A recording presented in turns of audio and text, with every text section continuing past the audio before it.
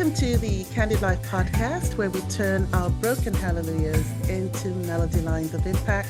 And I am your host, Lydia. Today on the Candid Life, our topic is YOLO. I know you've all heard it before. You only live once. My mom always said, Lydia Carpedium, which means seize the day. And that was something that I grew up with.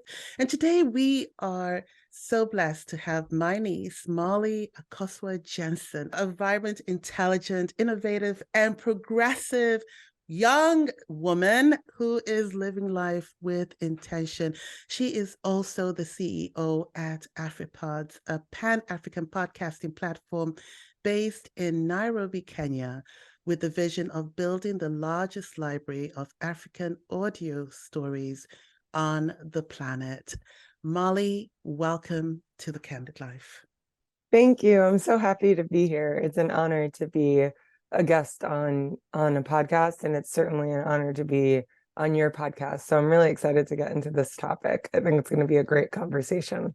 That's great. I know you, personally because you're my niece, but I just really felt that this podcast should be through the lens of people getting to know you, not just as the CEO of this amazing organization, but just as a person. So I really would love you to just be comfortable. When people get to know you, Molly, who are they going to see? Who are they going to meet? That's a intimate question. And I think it's so much easier to put yourself in the lens of work or what you do rather than who you are, because a lot of who you are is steeped in morals and values and traditions, and so many of these things come from your childhood, and everyone has had so many different experiences growing up. But for me, I think I have been really, really lucky. I traveled the world. I enjoy doing adventurous activities. So I've done skydiving, I've done hang gliding, I've done parasailing, I've done ziplining, I've done everything you can do. I am a planner, you know what I mean? I like to be detail oriented. I like things that have a beginning, a middle, and an end. I hate surprises. I like knowing when the surprise is coming. I went to school in DC. I was a goalkeeper, which is a very important I think that's crazy. It's a very important detail. See, these type of people, goalkeepers, we're our own breed. We're actually a psychotic group of people, if you think about it, because the way I learned I was a goalkeeper or became a goalkeeper, my mom was coaching my brother and my sister on two different teams, and I wasn't getting any attention. So I was like, I'm going to play soccer too. But for your listeners who don't know, I'm quite tall. I'm like just touching 6 feet. And if you've ever seen a tall child try to run, it's like their legs and their arms are not matching up. So I'm running like a little baby giraffe, and I have glasses. So I have my little rec specs on. I'm sweating. I'm not breathing right. And so I tried to be a midfielder, and clearly I couldn't run. So I said, put her in the goal. And I was like, I'm not going in the goal. And then they put me in the goal, and someone shot a ball, and I blocked it, like, because it was coming to my body. And everyone's like, she's a goalkeeper. And I was like, I'm never doing that again. And they're like, most people's natural reaction is to run out of the way when something comes at them, and yours is to block. And I was like, no. Fast forward, the next week, my mom got me a goalkeeper trainer, and then I started training insanely intense. Insane. And then I went Division 1. So that's amazing. Like you said, I mean, when the ball's coming, I'm running the opposite. There's such a sense of intimidation when you have something coming at you. So for you to block, it takes a lot of, do you have to reset your mind to not be afraid of the ball? Or, I mean, how does that work? See, the thing is, I had no idea what I was doing, right? That's very like, that's a true test, very, very, like, that was a reactionary test. Who knew what I was going to do? And I don't know how many times in my life I've been put in situations that we got to see exactly who I am as a person, right? So you don't really get the opportunity to see what will happen until it happens, right? Mm. Will you lift up the car when the Mm. baby is underneath it? Will That's you run to the cops? Will you chase a robber? Will you fight? Is your reaction fight, flight, or freeze? And I'm really fascinated by neuroscience. I've spent a lot of time since the pandemic doing my best to understand the brain, doing my best to understand the nervous system and tap into that quantum and spiritual space, because life is not understood by anyone. And we have such incredible resources and more information than any previous generation, but there's still so much we don't know about the brain. And the best doctors will tell you, I've seen what you have, but I don't know what it is. And what I mean by that is that everything is changing, everything is evolving, right? Mm-hmm. And our bodies are some of the most dynamic, incredible, complex systems that we're lucky to know the smallest bit about. Mm-hmm. So yeah, I'm really fascinated by the brain. To say, who knows what I would do if I was to be put in the goal now. I'm sure with my skills now, I would be excited. You would But be excited, yeah. any high adrenaline activity, you just don't know until you know. That's right. I think you've really said a very important thing. You know, we never really truly know how we are going to respond to something until we are actually forced to face that particular thing head on. And so I'm wondering, so you went to George Washington University, you studied business marketing. Why did you go into marketing? Why business marketing? Oh wow, people don't usually ask me that. College was interesting because I always knew I wanted to study marketing. I remember being in high school and I would look at magazines, like those teenager young woman magazines. Imagine the Vogue, the Essence, the Cosmopolitan, the Glamour, those magazines. And I was so enamored by the advertisements, print advertisements. Mm-hmm. And I thought, wow, how cool is it that you can sell something, that you can affect like someone's brain? It was really consumer behavior that fascinated me. It was really, how do you get someone to do something you want them to do? How Mm-hmm. do you understand what they need so you can provide a solution? Or how do you get them to believe this is something that they need? Hmm. And marketing is interesting. You have the product, you have the placement, you have the language, you have the visuals, you have the installations, you have the advertising. There's so much that goes into it. And so I attended GW with the acceptance into the business school. I knew very clearly what I wanted to do. Okay. And when my first marketing course came my junior year, I remember sitting in that class being like, I love this. Okay. And it felt so good to know. I was ready to know. And I loved my courses. But I will say, at freshly 33 as of last week, had I known I wanted to be a neuroscientist, my life would be different. It probably would be. I will ask you probably, how would it be different? I mean, you don't know until you know. There But you I would go. assume that I would probably have journals, or I would be writing articles, or potentially have a book. I think what would be so cool would be to be doing research on the cutting edge of what I believe is the most exciting science in the last 20 years.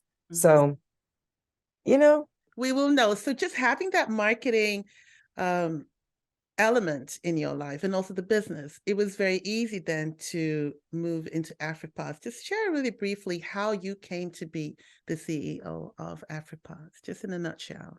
sure. So I moved to Kenya in early January of 2020, right before the pandemic. And it was my first time living on the continent. I had visited a couple of times previously, but I was living on the ground. And I wanted work that I felt was meaningful and that I would spend my time doing something important and valuable. And I wanted that work to be tied to people on the ground. And I was not willing to compromise. I knew I didn't want to go into sales. I've had a successful previous career in sales, and I wanted a skill I could develop a little bit more. So it's just something different. So I knew how exciting the audio opportunity and the tech opportunity was globally. And I knew how underrepresented has been in many verticals, especially from a financial opportunity perspective in startups, and also from a visual perspective in terms of people knowing what's going on, right? The access, people have a very preconceived notion of what's going on the continent. And I would say that it's got to be PR, because the Africa I live in is very different than the Africa you grew up in, Lydia. As CEO, you're traveling a lot, and so you're seeing a lot as well. So anyway, fill us in on the new Africa, if you care to. It's so vibrant. I feel so privileged to be able to live in Africa. It's far from my home community and what I know and what I'm comfortable with and the people I love. But at the same time, it's such an incredible place. There's an expression, the community shows up when you need it, right? So anywhere you are in the world, when you need something, people, I believe, they're inherently good. And so they show up when you need them. And I think the thread of what makes Africa unique and what makes Africans unique is they understand this concept of community. It really is a thread in daily life, in business life, in professional life, in relational life. And it's very different than what I've seen living and working in the United States. So I love the biodiversity of the continent. I get to travel. Kenya is incredible. You have phenomenal bush and safaris, beautiful coastline right above Zanzibar, and the East African region is just spectacular. Indian Ocean is warm. You have mountains. You have Kilimanjaro right there in Tanzania. You have, lakes, you have rivers, you have desert in northern Kenya. You have literally everything. And that's just Kenya. Forget going to other parts of the continent, whether it's seeing the pyramids in Egypt, or seeing Table Mountain in South Africa, or experiencing the heat in West Africa, or the vibrancy of the people and the colors of the clothes and just the life. There's so much life in West Africa. And it's been exciting to get to know, my mother's land, right? And it's really cool. I think this period of my life has put me in some of the greatest positions and opportunities I've ever been lucky to experience, whether it's been professionally or personally. So I feel right on time. That's good. I actually came across a quote to you. One of those influences now, sister. Oh no. We are having quotes here. We're having quotes. It's crazy. It says, I am Molly Jensen. I believe podcasts would be a natural fit for a continent full of storytellers. And I thought, yay, go ahead, niece. I remember you shared a story about my dad, grandpa, of course. The story that he shared when you went to England to visit one time. Wow, you really did your research. That festival is coming up. That's the Africa Media Festival. Go ahead. Gotta do my work. I was surprised myself they found that quote, because I was like, did I say that? I did say that, because I say that all the time, but I was like, when did I say that to you? Oh my God, I'm really excited for that festival. It's in Q1 of 2023 in Nairobi. But the quote that you're talking about is really a story about my grandpa bullying me. No, not really bullying, but really, I was visiting grandpa in England, and I remember we had friends growing up. I must have been young. I must have been like 8 years old, maybe 9.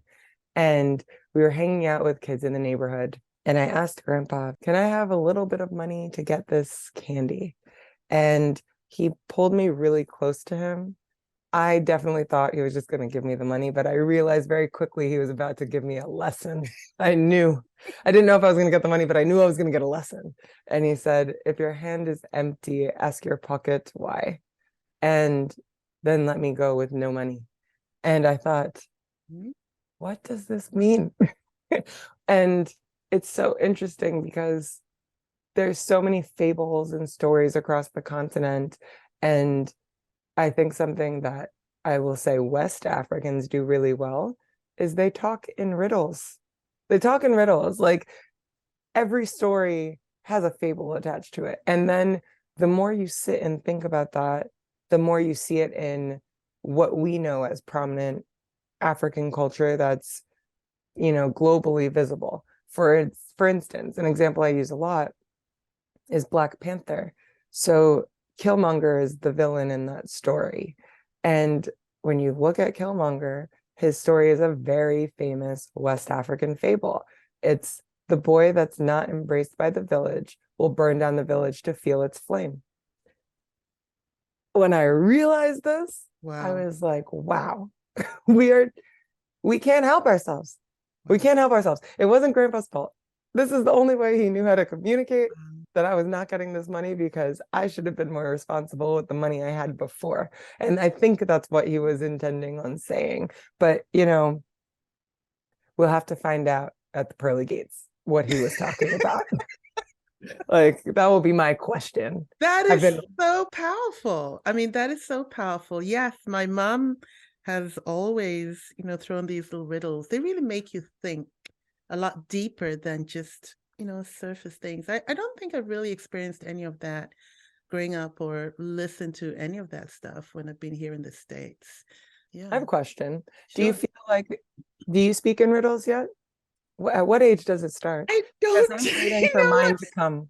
I don't I don't speak in riddles. And I think part of the reason is because I just didn't grow up in that culture.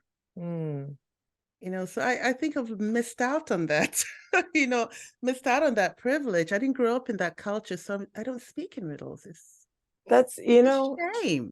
I was gonna ask because I don't know how people come up with it. Me neither. It is not it's an amazing thing to see, right? Like it's an amazing thing to just be like, wow, you're so intentional with your words. How did Mm, you do this? mm, But then mm. at the same time, I don't know. I Yeah, don't know. I honestly don't know. I don't really have any riddles. I Well, mean, then that's good to know. I won't wake up one day and just start, speaking in a manner that people have to really think about. But I'm but glad that you pull my quotes and my quotes give you I think that I moment. think if you're around it all the time and you get it, it becomes a part of you, grows on you, right? And you just follow in the footsteps of those who have gone before.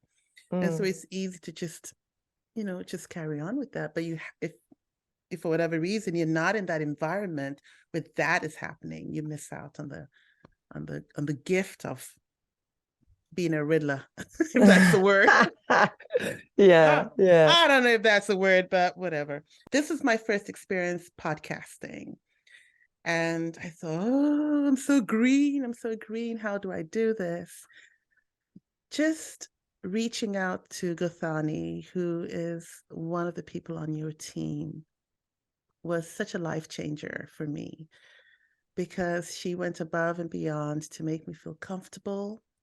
And she walked through every single step I needed to follow through in order to get onto the platform. I had the podcast. Like I said, I was green. I was stepping out in faith, and just having Gathani just hold my hand and walk me through was a very powerful thing. And it just reminded me of the quote by Maya Angelou that people forget what you say, what you do, but how you made them feel.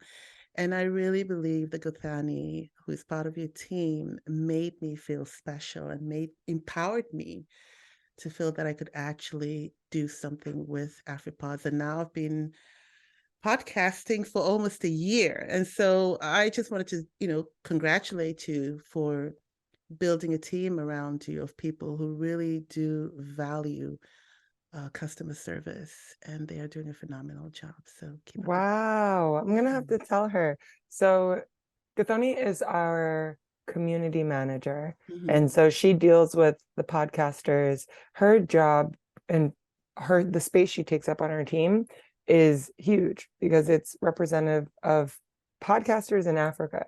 When we have a meeting, she is the voice of those podcasters because she's constantly speaking to them. She knows what they need. She knows what they want. She knows where their problems are. She knows where they're going. And that's a huge, huge, huge space that needs to be filled. And like I've told you earlier, I believe community is so fundamentally important in Africa. And I think that's like the thread in business and in personal lives and in day-to-day life. So that is a huge compliment. I know she's going to be really, really excited to hear that. And I agree with you. It's how people feel. It's how you leave a situation, because there's so much that's not said in communication. It's not the verbal that actually is most powerful, right? It's something like 30% of communication is verbal, and the other 70% is nonverbal. It's in your body language, it's in your tone, it's in your response time, it's in your punctuality. So I think that's a huge compliment. There's nothing that I could do by myself, and having a team means that you all know that you're building the same thing together, and having a team that is good is knowing that everyone on the team knows that they can fail and that we can grow together, especially in a startup. So I feel really, really grateful to have all of the people on my team who are on my team working together, and I hope that we continue to build something really important and powerful on the continent. That's great. Molly, I came across this quote by George Bernard Shaw, who said, "Life isn't about finding yourself. Life is about creating yourself." Life isn't about finding yourself. Life is about creating yourself. And I was curious to know whether you can connect that quote to your life in terms of what 2022 has been for you. Wow, 2022 was a very challenging year. I think every year has its challenges, but I am very proud of how I react to the things that happen in my life. And what I mean by that is that I have a plan. I come up with a plan, and I put myself in what I believe is the best position to be supported, or the best position to get exactly what I need. So when life is not just happening to you, it's about creating. And I'm a really strong mental health advocate, but if there's something that's challenging that's happening, I am very open to being like, I need therapy. So for instance, my team knows that Tuesdays at 7 p.m. I'm unavailable. If you die, you will be dead at 8 o'clock. I am not available. I am a huge fan of Pilates. I go 2 to 3 times a week. A friend of mine told me a stiff body is a stiff mind. And he took it as just stretch, just touch your toes.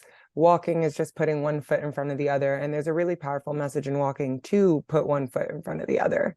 So I think creating life is about the decisions you make when you're forced to change, right? You don't just change because you want to.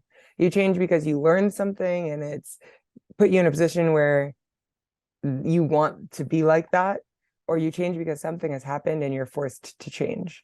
And I think either way, you're going to be positioned with a decision, and what decision you make impacts your life. It's like the butterfly effect. You could have had 100 different types of lives by now. I could have been living in the States. I could have been working at a company. I could have started a company. I could have done 100 different things if I followed any one of these different decisions I made, but I'm in this decision. And so my next decision is going to impact the future of my life and the trajectory I continue to go on, whether that's where I buy a house or who I have as a partner or where I decide to go on vacation. You just never know what every decision in your life is going to lead you to. So I think if I look back at 2022, I'm very proud of the decisions I made. I'm very proud of how I reacted to conflict and problem and chaos.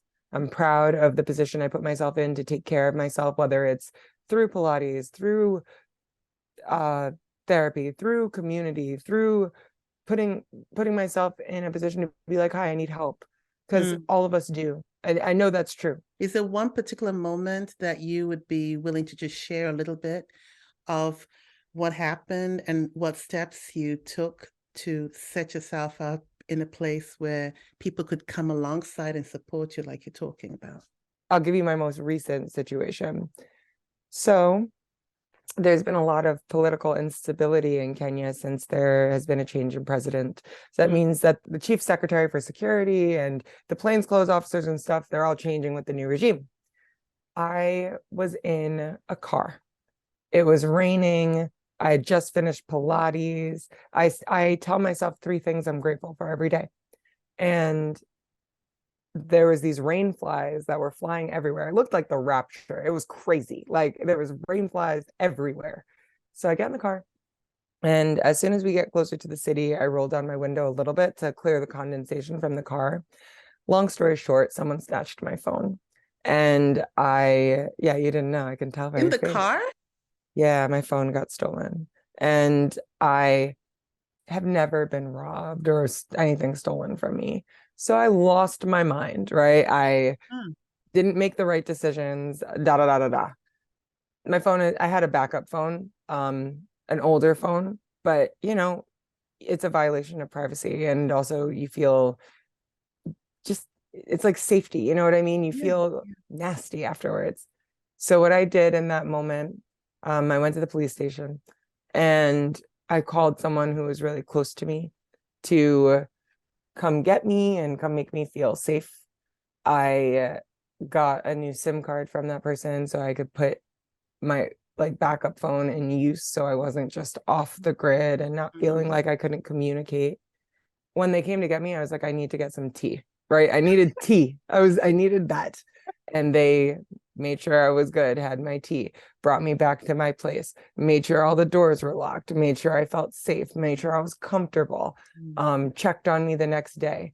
And I think in that situation, something really challenging happened to me. And I knew immediately, okay, what do I need to do? Whether I get the phone back or not, I need to report it because it's going to make me feel like I did something. So I went to the police officers, right? I knew they couldn't help me, but that's okay. I was tracking my phone on Apple. I never got it back, but I was tracking it. So I was doing something. I knew I didn't want to be alone in that moment. And I was trying to think, who do I trust the most to show up for me? And I was able to call them and they showed up for me. Again, like another thing I needed. Then I needed tea. I knew, hey, I need tea. I need this. So they got me some tea and then took me back and made sure I felt safe. And I know that's like an example of wow, that's a little heavy. But the thing is, the only time you can really assess your decision making in terms of what you need is when things are heavy, right? It's when you're forced in a situation that you have to do something you never thought you would have to do, or you never wanted to do, or you never thought it would happen. And I definitely, went to bed that night and I told myself the 3 things I'm grateful for. And they were, I'm grateful I got to go to Pilates. I'm grateful I wasn't harmed as if just my phone was taken. And I'm grateful that someone showed up for me that I care about. And so even I remember those 3 things because I remember going to sleep being like, wow, I must be evolved. This is crazy. This is crazy. How? So yeah, I'm very proud of how I respond and react to things because, I could have been upset. I could be upset today, but life is so short. It's almost asininely short. We don't get enough years to do all the things we want to do and live all the lives we need to live. I'm listening to your story and I'm thinking, this girl is seeing life as, the glass is half full, not half empty. And that is the reason why you can take that moment that you just shared and still go to bed and be grateful because it was a bump in the road. Right? Thank you for that. In the road. I mean, the whole day wasn't bad, right? It was just that moment. But because you were intentional about the things that you could control, right? You were able to go to bed and say, well, I'm thankful for A, B, and C. Well, I never Oh, was like this. I mean, I definitely was forced to become more like this because I had really, really, really, really challenging situations come up. yeah. And I hate relinquishing control. It is the most uncomfortable thing. I hate it. I want to know everything. I don't want any surprises. I want to be fully aware. I don't want to not know. I don't like uncertainty. And the thing is, I was put in a situation that no one knew what was going on. Right. And everything was uncertain. Mm-hmm. And it broke me down consistently because I refused to believe that we could just not know. Mm-hmm. And Which yeah, you realize it's not quite like that all the time. and I realized then that's really what got me into neuroscience. I Mm. realized then that, you know, the smartest people in the world know that they don't know. That and like That's and good. specifically I think when it impact one of the they talk like what's one of those things when you watch people get older, when you watch health deteriorate, when you watch people deal with chronic illness, when you watch people go through things that affect their body, right? Our body is one of the most insane complex systems. But when you get sick, Mm. even if it's just a flu and you can't make it go away with just one pill, you're out of control and you can't you can't do anything. Mm-hmm. There are so many things you could have done preemptively, whether it's eat different things or go different things, but sometimes it's just out of your control. And I've seen that happen to people close to me. Mm-hmm. And I've seen people be put in situations that they have to surrender. Yeah. And when you think about meditation, it's like the act of surrendering. It's Mm-hmm. just stilling your mind. And like every time you come to a thought, come back to the breath. And so, yeah, I I am a work in progress when it comes to releasing control and becoming comfortable with uncertainty. And I definitely think I still hate it. I definitely think it's not something that I look forward to, being vulnerable Mm-hmm. and acknowledging that things aren't okay. Mm-hmm. But I also in that surrendering, I've figured out the tools that I need to tap into Mm-hmm. when things are bad, right? So like I know, okay, chaos is happening. Therapy needs to be happening. Pilates needs to be happening. I need to be walking. I Yeah. need to tell people I'm not okay. I Mm-hmm. need to be out in public so I have community. And like you need to know that about yourself because let me tell you, you're not getting out of this life unscathed. And the only thing promised is one day you're gonna die. So maybe you Man, should you make have it sound so bad. I'm just saying, maybe you should have a plan to take care Yeah. of yourself. Maybe I, you should like sit with yourself and figure out what Mhm. it is that you need. Mhm. I went to the library recently and I got some books. I forgot that I loved the library growing up. I went into the library. I forgot I did French one-on-one tutoring. I used to do it in the back of the library with a tutor. There's so many repressed memories. And I think that if you know what you need and what you like, and as you grow older, those things could change or those things become different, you are constantly in this process of loving yourself and learning how to give yourself exactly what you need when you need it. And I know how to give myself what I need. And I think that that's, at least in this moment, I know how to do that. And that's something to be very proud of. Yeah. And I think it's something that you've been very, very intentional about, really. I remember when before Grandpa actually passed away, I was at the hospital and I met a lady who, well, prior to that, my mom had been talking about how Grandpa had been talking about having faith every time he came down, having faith. And mom said, what does he mean by having faith? Do I not have faith? It was one of those, right? And I went to the hospital, and that evening, the nurse who was on duty, I asked her name, and she said her name was Faith. No, it wasn't faith. It was faith. It was totally Faith. And when she Imagine. said, I'm serious, when she said Faith, I was like, what? And that evening, as I was going to lay down, because I was laid down, I was in a separate bed next to my dad, I knocked against the catheter bag. And so I thought, oh, is everything okay? I checked and it was fine. Lay down, woke up the following morning, put my feet down, and it was wet. And I thought, huh? What's going on? So I'm checking the bag. Is there something wrong? And I couldn't make any sense of why this was there. And so I called Faith. She came in. And so I'm having this open dialogue in my, asking questions. How did it get the blah, blah, blah, and everything? And then she stopped me and she said, sometimes you want to understand everything, but we don't have to, because there is someone who understands it all. One of those she dropped bars on you, man alive.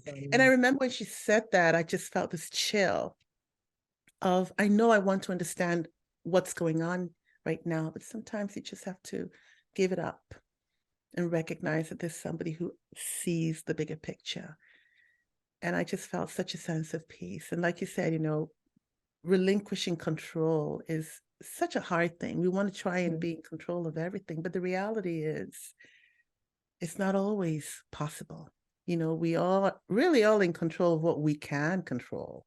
There are other things that are beyond our control. And so we work with what we've got, right? And trust that things will fall into place accordingly. So, but I love the fact that you're very intentional about setting things up. Yeah, because I still need a plan. If I know it's going to be chaotic, it's true. You can't just go through life without a plan. You need to have a plan. Some people do. I love the fact. Some people do, but is that really the best way to go? But I love the fact that you're very, very intentional about your living. That's exactly how Grandpa showed us. He was very intentional about his living, and so seeing that example as a grandchild, following Granddad's footsteps about his intentionality, his gratitude, his love, his storytelling, and everything else. It's beautiful to actually see you following in that footsteps, but in a global scale. I think it's pretty cool. I'm curious, so how has your family responded to what's going on, your successes, but just how have they come alongside you and supporting you over the years and now? Well, I'm lucky to have such a dynamic family, right? So I feel supported on all sides. I don't think that you can do anything well and live with love in your heart without having a community around you. But my family, what I love about my immediate family is that they're like steamrollers. And what I mean by that is you better not mess with me because they will run over you.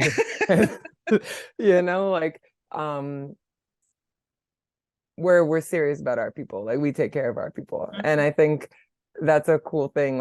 We got each other's backs. And so I don't really sit and get all of the accolades wow, you're so incredible and I'm so proud of you and you are phenomenal. But I know and I see it in actions, right? I see it in the support. I hear it through other people. I hope I make the people around me really proud. And I feel like I've been given so many opportunities that are different than what both of my parents had and what my aunts and uncles had. And I live this lifestyle that must look insane. And I want people to be proud of me that I've used all of the access and resources and money and sacrifice that people before me gave to get to this position. You can't do this without stepping on the shoulders of giants. There was a lot of sacrifice that was given for me to be able to exist. And that is before my mom. That is grandma and grandpa. I've been to the villages they grew up in. The villages. I'm 2 degrees. I'm 2 degrees from the village and I go to regular therapy. Think about that. The village was 4 hours on a bumpy road. It wasn't just the outskirts, And I think even before that, imagine their parents, Grandma and grandpa made it from villages to a main city. From a Mm. main city, they had kids. Then they went abroad. Then from abroad, now I grew up in a suburb in New York. And now I get to like run a business and be vocal about the things that matter to me. I don't live a very traditional lifestyle in terms of what people might expect from a woman. I have that privilege and I get paid. That's amazing. That's amazing. Like I know exactly how to take care of myself. And not only do I know how to do it, I can afford to do it. Mm. Mm. I couldn't be more grateful. So I think when you ask, what does my family think?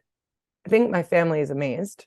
I think I'm equally amazed, but I'm also amazed at all of my family before me, because this culmination of me couldn't exist without my mom. It couldn't exist without my grandparents. It couldn't exist without their parents. Like this is a series of events that got like I could never exist.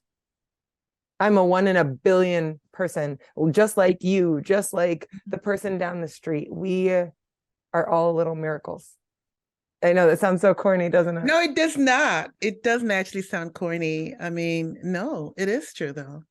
We're all Yeah. little miracles. We are all little miracles. And I think the biggest joy is when we are able to create miracles for others as well. Yeah. Cheers to that, right? Cheers to Amen. that. Cheers Oh, to let that. me go create a miracle today. And that really should be the attitude when you wake up in the morning. Hey, let me go create a miracle out there. Let me make somebody smile. Let me make a difference. Let me make an impact. And that's what you're doing. You know, that's what Thank we all you. get to do. Anytime you wake up in the morning, you breathe in, you breathe out, and it's okay. Thank you, Lord, for life. Let me go out there and be a vessel to create a miracle for somebody else, right? Amen. So great platform. So I'm glad that, we are here rooting for you every day because we want you to be successful, because as you are successful, other people around you get to be successful. And that is just a ripple effect, a gift that keeps on giving, right? So that's good. Go ahead. Thank you. Thank you. Hey, so my question for every single person who comes on this podcast is, what does it mean for you to live the candid life? Well, I think it's just being, living the candid life. It's unfiltered. It's not embarrassed. It's brave. It's soft. It's real. It's raw. There's nothing that you need to do to live the candid life. The candid life is the candid life. It's showing up as you in the world, not just what you think you need to show up as. And I think that this is a really poignant way to end, because we do have so many layers, whether it's the outfit of our job, right? And how we present to the world, the physical nature of what we look like, the way we wear our hair, the way we dress, the sports that we do, all of the pieces that comprise us, but like, what is you at your core? And I think that really lays down to values and what your core values are. And I've done a couple of like exercises in that. So because I'm always curious about what mine are and what I am like and what I like from other people. But I think the candid life is just about giving yourself space to show up as you want to. You don't know what's going to happen until you're put in that situation. You don't know what you're going to be like when you're just with you. And allowing that space to have company with someone else, like our great host, you. Wow, you know how to rub a lady's ego. Thank you, Molly. It's my pleasure.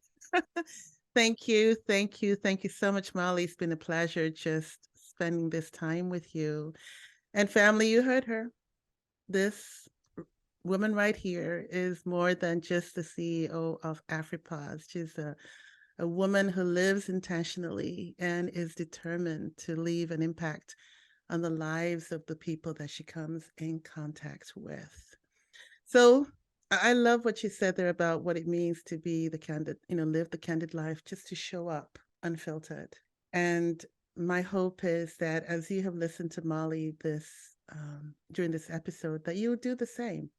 Show up unfiltered, be real, be intentional about setting yourself up for success, but going around and creating little miracles for others, right? That's what life is all about. Any final words to our people? It has been a privilege getting a chance to talk with you, Aunt Lydia, and also to be part of your listeners' commute or your listeners' life or your listeners' day. So I look forward to listening to more of these episodes and also connecting with your community. So thank you again. It's been an honor, and it's also been a very candid podcast, one I don't normally do. So yeah, thank you. I'm very grateful. So please connect with me on livethecandidlife@gmail.com. Follow me on Instagram at Lydia Gago. Also listen to the podcast on the various platforms, including Afripods. Whoop, whoop. Thank you, Afripods, for getting me started. And listen, like I've always said, I promise you this one thing. As you listen to these podcasts, you'll be inspired, challenged, and empowered to live differently so that you can impact this generation and the next.